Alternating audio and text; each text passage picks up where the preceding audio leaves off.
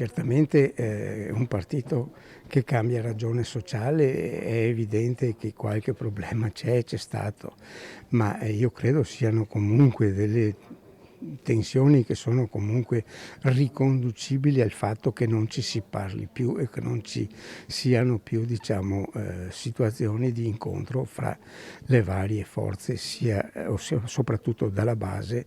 e dei vari vertici, che sono nella regione e che sono al Parlamento. Non fa nomi, ma il riferimento all'attuale commissario regionale Alberto Stefani è abbastanza evidente e tutt'altro che casuale, soprattutto perché da politico di lungo corso Giampaolo Gobbo sa ben soppesare le parole. Per il padre nobile della Lega in Veneto, di cui è stato capo indiscusso tra il 98 e il 2012, nel Carroccio va recuperato il dialogo con la base, processo che la pandemia certo non ha aiutato. Io credo che ci sia stato in tutti i partiti, evidentemente, perché con questo Covid, con il fatto di non poter più avere riunioni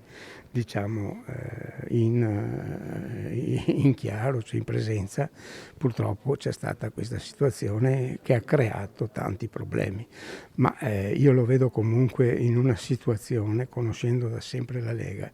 che può essere benissimo ripresa e assorbita a breve termine. Operativamente significa soltanto una cosa: aprire la stagione congressuale. I congressi sono ovviamente nello statuto, ma c'è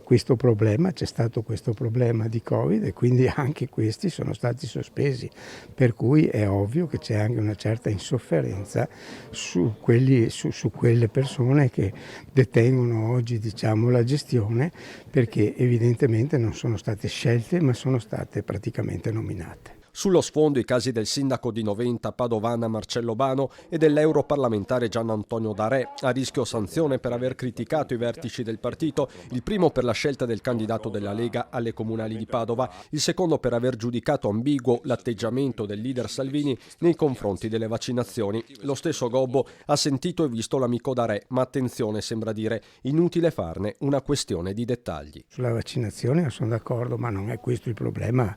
non credo sia questo il problema, è un problema politico molto più profondo.